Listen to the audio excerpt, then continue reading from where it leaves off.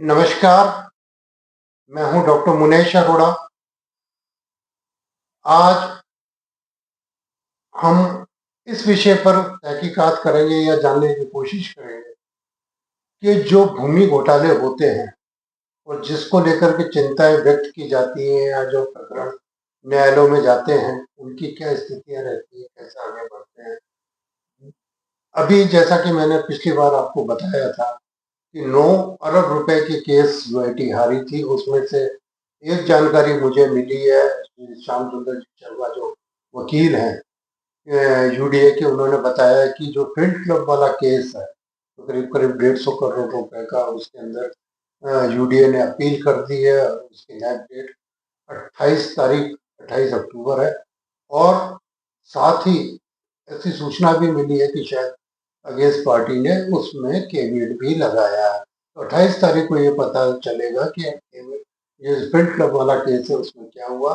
बाकी दो केसों पे भी मेरी बात हुई थी राहुल जैन से, क्योंकि 9 अरब का मामला है और इस मामले में हमने ताराचंद जी जैन शहर विधायक से भी बात की। और कल रात को ताराचंद जी जैन शहर विधायक और शिलवाली जी सब हम लोग साथ ही थे, क्योंकि मौका था गुलाब जी कटारिया महामहिम के 82 बर्थडे के भोजन का। उस समय सभी लोग, पूरा प्रशासन और सब लोग ओपेरा गार्डन में उपस्थित थे और बहुत भारी भीड़ वहां पर थी, पांव रखने की जगह तक नहीं ओपेरा गार्डन में। इस तरह के हालात वो फिर भी ताराचंद जी जैन और मैंने काफी देर तक बात की। मैं ताराचंद जी जैन की साफगोई का बहुत कदर करता हूँ कि वो अपनी हर बात को खुले मन से रखते हैं और खुले दिल से। जो शोभागपुरा में हुआ, जो 35 दुकानें सीज हुई, जो उनकी चिंता थी और जो शिवमाली जी की चिंता थी, वो बहुत बड़े लेवल की थी। बहुत दुखी थे वो कि शोभागपुरा में दिवाली के मौके पर दुकानें सीज हुई।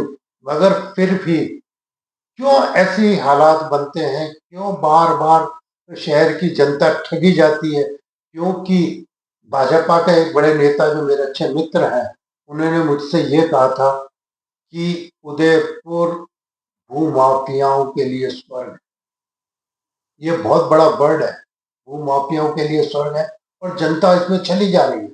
और अभी एक प्रेस कॉन्फ्रेंस में राजकुमार रोत ने ये बात उठाई थी कि भीलों, आदिवासियों, जनजातियों, एससी एसटी की जमीनें जो उदयपुर या उदयपुर के आसपास हैं, जो यूआईटी की हैं, यूडीए की हैं, अंडर अंतर्गत आती हैं, वो कन्वर्ट करवा कर स्वर्ण के लोगों को दी गई है।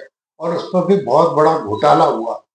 और उन्होंने मुझसे पर्सनली भी ये कहा था कि आप इस पर तहकीकात करें कि आखिर ये होता कैसे है, किस प्रकार से होता है। तो मेरे साथ इस समय है जाने माने शहर के प्रतिष्ठित वकील एडवोकेट श्री ऋषभ कुमार जी जैन, जो कि सिविल के अंदर काफी महत्वपूर्ण स्थान रखते हैं उदयपुर न्यायालय के अंदर, और यूएडीए के कई केसों में भी रिप्रेजेंट करते हैं। तो मैंने उनसे ये प्रश्न किया कि आखिर कैसे एसटी एससी की जमीन जिनको बैन किया जाता है, उसके बावजूद भी वो सामान्य आदमी तक चली जाती है, और उसमें किस तरह की घपलेबाजी होती है, किस तरह की प्रक्रिया को अडॉप्ट किया जाता है, या कौन से लूप होल्स रह जाते हैं जिसकी वजह से ये जमीनें कन्वर्ट होती हैं और बाद में वो एससी एसटी के हाथों से निकल जाती हैं और आम आदमी के पास प्लाटों के ऊपर पहुंच जाती है कन्वर्ट होकर। तो ऋषभ जी, आपका हमारे उस पर स्वागत है। सबसे पहले ऋषभ जी, आप ये बताएं कि राजकुमार रोत ने एक बहुत बड़ी चिंता व्यक्त की। उन्होंने ये कहा कि 4 साल, मतलब पिछले 3-4 साल में जो भी एससी एसटी की जमीनें कन्वर्ट हुई, उसको लेकर किस प्रकार की घपलेबाजी हुई है, किस तरह से ये कन्वर्ट की प्रक्रिया होती है, जिसके अंदर क्या लूपहोल्स हैं जो आप एससी के हाथ से निकलकर और ट्राइबल के हाथ से निकलकर जमीन आम आदमी के हाथ में चली जाती है, उसके बारे में कृपया। नमस्कार अरोड़ा जी, नमस्कार जी। आपने बहुत ही अच्छा विषय उठाया है। बांसवाड़ा के सांसद राजकुमार जी रोत ने जो चिंता व्यक्त की है, वह चिंता मेरे मन में भी वर्षों से थी, जी। लेकिन उस बारे में कुछ किसी ने भी कुछ नहीं किया, इस ओर ध्यान नहीं गया। राजस्थान में राजस्थान लैंड रेवेन्यू एक्ट के तहत भूमि को कृषि भूमि को कन्वर्ट करने के लिए नियम बने हुए हैं। उन नियमों का नाम है Rajasthan land revenue conversion of agriculture land for non agriculture purposes in rural area rules 2007। उसके पहले 2092 के 1992 के नियम थे, उनको रिपील करके 2007 में ये नए नियम बनाए गए। इन नियमों में जो प्रावधान है, उन प्रावधानों का दुरुपयोग करते हुए जो भूमि दलाल है, भूमाफिया है, वो आदिवासियों का शोषण कर रहे हैं। आदिवासियों की जमीन खरीद कर फायदा उठा रहा है, जबकि आदिवासियों को उनकी जमीन का मूल खातेदार जो आदिवासी उसकी जमीन का पूरा पैसा उनको नहीं मिल रहा है। ये प्रावधान जो है रूरल एरिया में, रूरल एरिया का अर्थ है कि पहले तो अपने यहाँ उदयपुर में अर्बन इम्प्रूवमेंट ट्रस्ट था, यूआईटी थी। यूआईटी में जो नोटिफाइड एरिया है उससे आसपास का बाहरी एरिया वो कहलाता है रूरल एरिया, जो कि नोटिफाइड एरिया में नहीं आ रहा, लेकिन है शहर के आसपास। तो वर्तमान में इन नियमों का प्रभाव शहर के आसपास का जो तहसीलें हैं, चाहे वो कुराबड़ हो, चाहे वो जाडोल तहसील हो, गोगुंदा तहसील हो, मतलब उदयपुर शहर से 50 किलोमीटर दूर दूर तक की जो जमीनें हैं, क्योंकि जिनके ऊपर उदयपुर के कारण से जमीनों के भाव बढ़े हुए हैं, उन पर यह प्रभाव है। तो होता क्या है कि रूरल एरिया में जो जमीनें आ रही हैं, विशेष तौर से एसटी वर्ग की, उन वर्ग की एसटी की जमीनों को बहुत ही सस्ते भाव में बीघा के हिसाब से भूमाफिया बीच में पकड़ करके अपने किसी एक एसटी वर्ग के व्यक्ति को खड़ा करता है। उसको खड़ा करके वो प्रथम सेल एसटी से एससी के पक्ष में करा देता है, क्योंकि एसटी की जमीन कोई सवर्ण सीधा नहीं खरीद सकता। और उधर एसटी का जो व्यक्ति खातेदार है, अगर उसमें ट्राइबल भी है, एससी भी है, एसटी है, एससी, हाँ एससी भी है, लेकिन मेनली अपने इस एरिया में जो जमीन है वो एसटी की ज्यादा है। क्योंकि हाँ शेड्यूल ट्राइब्स की ज्यादा है, क्योंकि ये ग्रामीण क्षेत्र है, जो पिछले जनजातीय क्षेत्र होने से यहाँ ट्राइब्स की जमीन ज्यादा है, एससी की कम है। तो ट्राइब से ट्राइब को सेल, तो पहला तो भूमाफिया क्या करता है कि एक जो मूल खातेदार है उसको पता करता है कि साहब उसकी जमीन कहाँ है, कैसे है। शहर से आज उदयपुर शहर का फिलहाल 15-20 किलोमीटर दूर तक हो चुका है। जी जी। तो उस आसपास की जमीनें वो पटवारी के माध्यम से या किसी के माध्यम से बड़े बड़े रिसोर्ट बन गए हैं एसटी की जमीन पर, एसटी की जमीन पर। तो वो मालूम करता है कौन है उसका खातेदार, कौन है। उस खातेदार से वो उसको जमीन खरीदनी, तो अपना एक कोई दूसरा व्यक्ति जो कि एसटी का है, अब जैसे मान लो कोई व्यक्ति कुरावड़ का एसटी का व्यक्ति है, तो वो जाडोल का और गोगुंदा का एसटी के व्यक्ति को तैयार करता है, अनजान व्यक्ति को, जो कि उस व्यक्ति को दोनों एसटी वाले आपस में एक दूसरे को जानते नहीं है। खड़ा करने वाला, उस बायर को खड़ा करने वाला वो भूमाफिया जिसे अपन कहते हैं, भूमि व्यवसायिक को चाहे भूमाफिया का, वो है वो डमी कैंडिडेट को खड़ा करके और वो एसटी की जमीन को पर बीघा के हिसाब से कोड़ियों में वो उस दूसरे एसटी के नाम पे उसका रजिस्ट्री कर देता है और ट्रांसफर हो जाता है, क्योंकि डीएलसी रेट बहुत कम है। और जब वो भूमि लैंड कन्वर्ट हो जाती है तो उसका कई गुना पे ज्यादा पैसा मिलता है जी। तो इस प्रकार का प्रथम ट्रांसफर तो एसटी से एसटी के बीच में होता है। अब अगर आप उस समय देखें कि भाई जो एक एसटी बेचने वाला और दूसरा जो एसटी खरीदने वाला है, जो बायर है, जो भी मतलब कुछ लाख रुपए उस जमीन के दे रहा है, उसके पास वो लाख रुपए कहाँ से आए जी, क्योंकि वहाँ खाते की पैसा तो एक चेक से ट्रांसफर होता है, तो उसका अगर बैंक अकाउंट अपन जांच करें तो उसके खाते में कभी पहले लाख रुपए नहीं थे, लेकिन इस जमीन के सौदे के समय उसके खाते में लाखों रुपए आ जाते हैं और उस चेक से पेमेंट हो जाता है और वापस उस एसटी को पैसा ट्रांसफर होता है। तो जो बायर है वो भी अक्षम व्यक्ति, उसके खरीदने की स्थिति नहीं, लेकिन जो पैसा उसमें वो उसके खाते में, बैंक खाते में जो डालता है, वो डालता है वो ब्लैक मनी भी हो, ब्लैक मनी होती है और भूमाफिया होता है, जो पैसा मतलब पर्दे के पीछे भूमाफिया है। तो पैसा भूमाफिया का लगता है और वो भूमि को उसका सेल हो जाता है। सेल होने के बाद में तहसीलदार या एसडीओ पर जो ये मैंने नियम बताया, conversion of agriculture and rural area rules 2007, इसमें एप्लीकेशन लगा करके और वो उस भूमि का आवासीय प्रयोजनार्थ, आवासीय मकानात बनाने के लिए या आवासीय एक यूनिट जो अपन ये कहते हैं कि 90B के लिए जो नहीं 90B का इसमें लेना नहीं, रूल्स अलग ही है। 90B का प्रावधान तो अर्बन एरिया के लिए, ओके, वो ये प्रावधान है रूरल एरिया के लिए, जो कि अर्बन एरिया से मिला हुई है, लेकिन उसकी कॉस्ट में, इस कॉस्ट में बहुत फर्क है। हाँ, तो वो शहरों में भी तो जो जमीन है, हाँ, नहीं, शहरों की जमीन जो अर्बन एरिया में है उसके लिए प्रावधान लागू नहीं है जी, लेकिन अर्बन एरिया के पास में जो रूरल एरिया गया उसके भाव भी बढ़ गए उसके प्रभाव से। भाई आज उदयपुर के आसपास की जो तहसील है, चाहे बड़गांव हुआ, बड़गांव दूर दूर तक, बड़गांव गुमला, इनकी जमीनों के भाव भी इधर डबोक तक, कानपुर हो गया, जवारी हो गया, इन जमीनों के भाव भी हाँ, ये सारे जमीनों के भाव बढ़े हैं। तो इस प्रकार से वो उसके बाद में इन रूल्स के तहत नॉमिनल प्रीमियम देकर के और आवासीय परियोजना उसको रूपांतरित करते हैं। रूपांतरण का पट्टा भी वो जो डमी एसटी वर्ग है उसके नाम से जारी होता है, और फिर उस जमीन को ये जो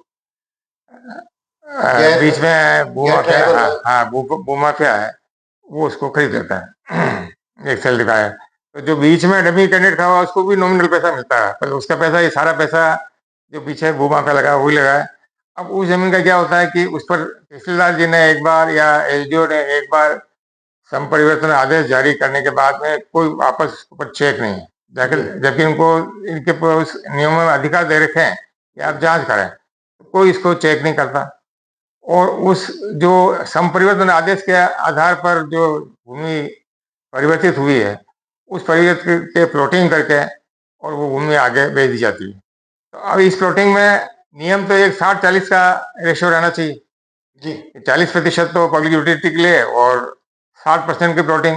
लेकिन अगर अपन देखेंगे इस रूरल एरिया में जितनी भी भूमि संपरिवर्तन आदेश के माध्यम से रूपांतरित हुए है, किसी भूमि पर किसी ने तहसीलदार या एसडीओ लेवल पर कोई ध्यान नहीं दिया गया। उनकी एक कमेटी होती है जो उसका एक प्लानिंग बना करके कन्वर्ट करती है, उसमें 40% एरिया पब्लिक यूटिलिटी के लिए रखा जाता है। देखा और चप्पा चप्पा भूमि इस तरह के भूमाफिया ने खरीदी, 1-1, 2-2 बीघा, 3-3 बीघा जमीन खरीद करके पूरी जमीन को उन्होंने आवासीय उपयोग में भूखंड काट करके रूपांतरित कर दिया गया और पैसे कमा करके वो चले गए।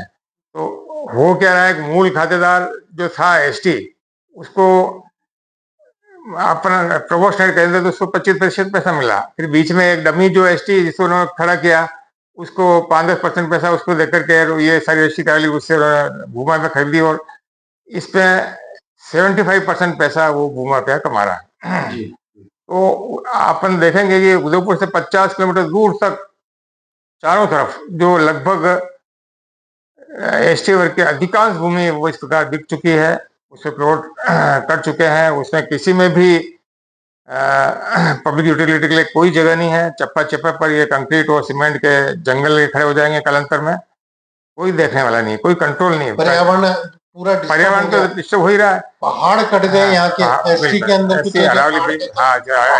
एसटी की जमीनें जो है ये संपत्ति जमीन है समतल नहीं है जी, अपने आसपास का एरिया सारा पहाड़ी एरिया है।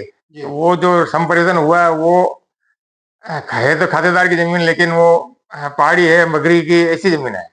वो सारी जमीनें होटल बन गए पहाड़ों के ऊपर, सारे होटल तो इसी प्रकार की जमीनें करती। लेकिन सबसे बड़ा जो इसमें लेकुना ये है, जो संपरिवर्तन आदेश जारी करने वाले जो अधिकारी हैं, चाहे वो तहसीलदार जी हो उस क्षेत्र के, और ये एसडीएम हो, आगे कलेक्टर साहब को भी इसमें पावर है।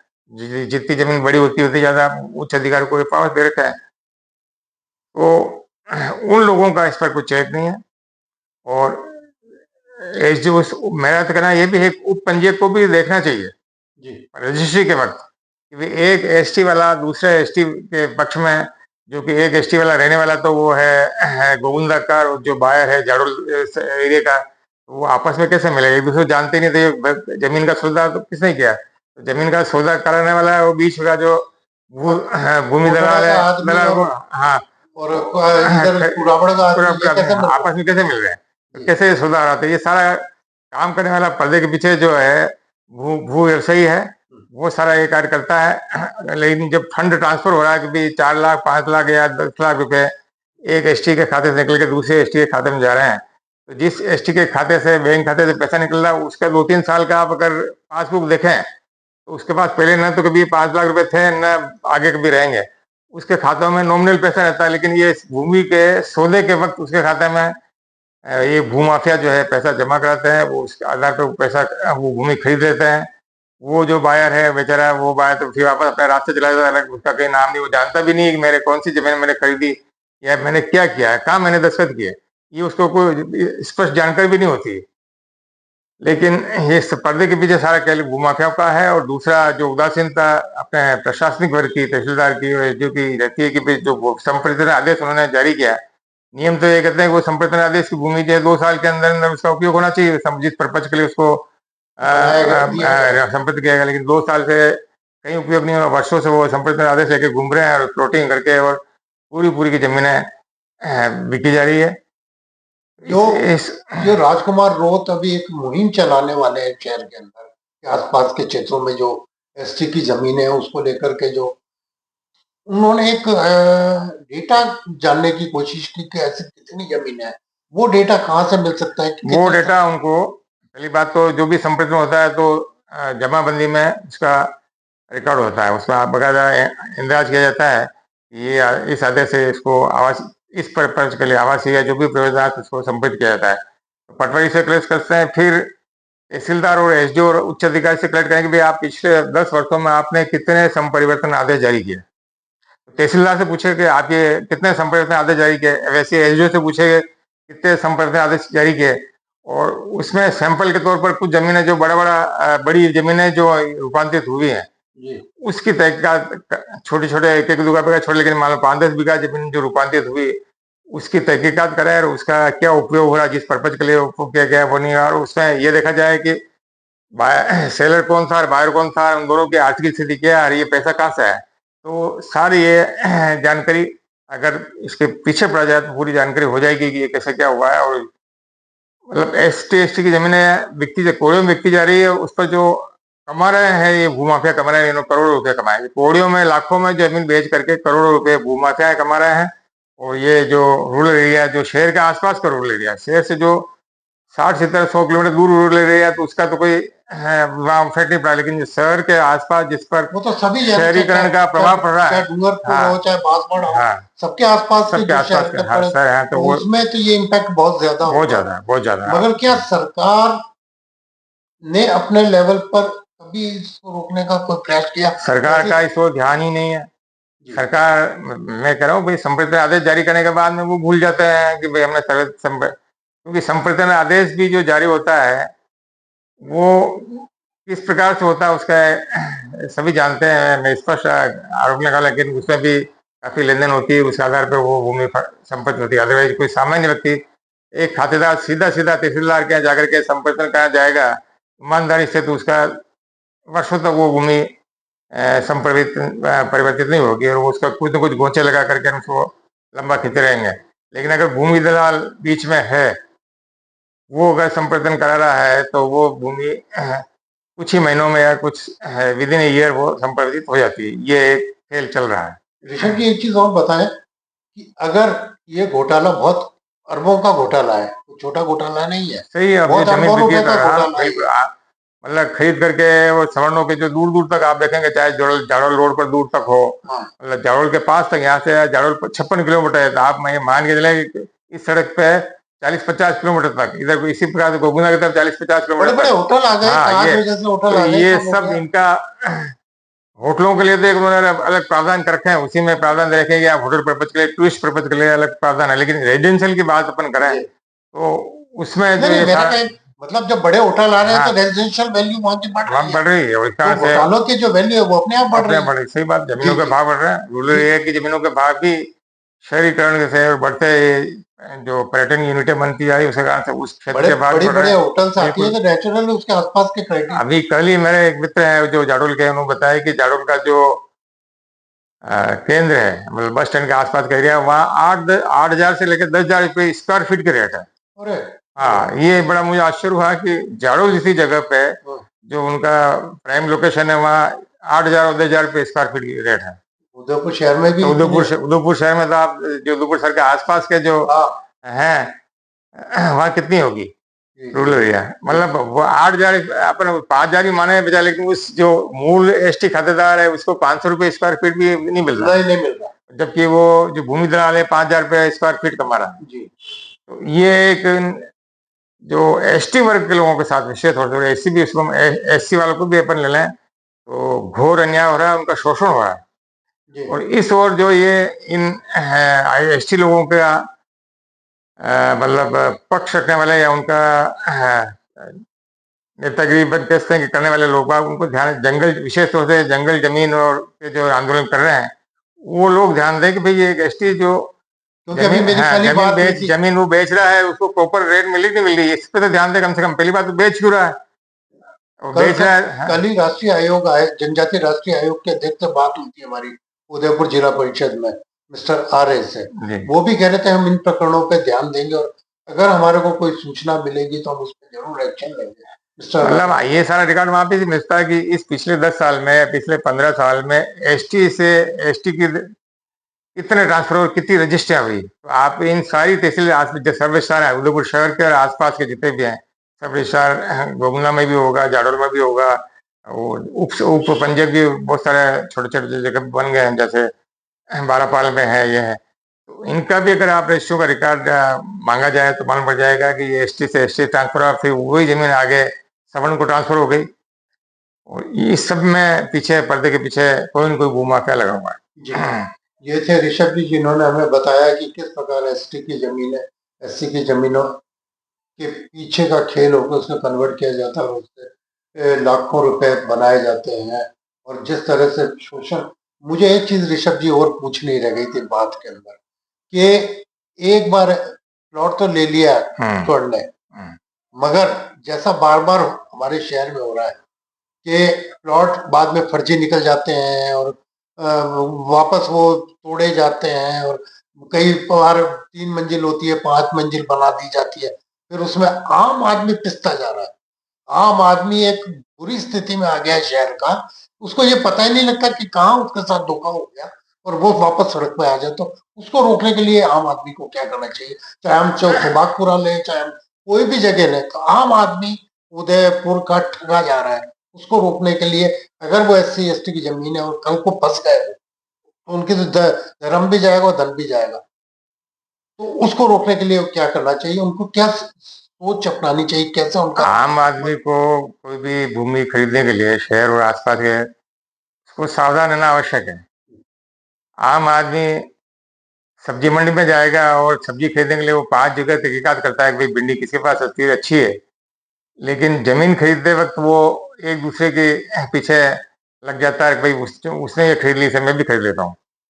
होना ये चाहिए कि किसी से बात नहीं करता, बात ही नहीं मेरा करता, कोई खरीदार दूसरा नहीं आ इसलिए जी, बाकी छुपाता और है। तो होना ये चाहिए कि उसको पेपर्स लेवे कि जो सेलर है उसके पास क्या क्या पेपर है, जो बेच रहा है पेपर्स लेकर के उन कागजों को विधि विशेषज्ञ वकीलों को बतावे, जो जानते हैं, जो इनसे परिचित है वकीलों को बताओ, वकील से जांच करो कि भाई ये मैं जमीन खरीद रहा हूँ, खरीदूं नहीं खरीदूं। तो आपकी मतलब 100% नहीं कहते, 90% समस्या का समाधान तो वही हो जाएगा कि वकील साहब वो कागज देखेंगे, आप उनको प्रॉपर फीस दो ना।